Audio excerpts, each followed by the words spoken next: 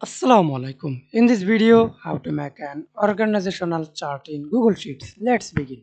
First of all, select your data.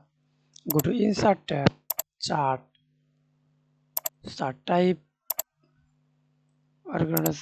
find Organizational Chart. Click here. Resize Chart Area and see this. Customize tab color green and change chart color.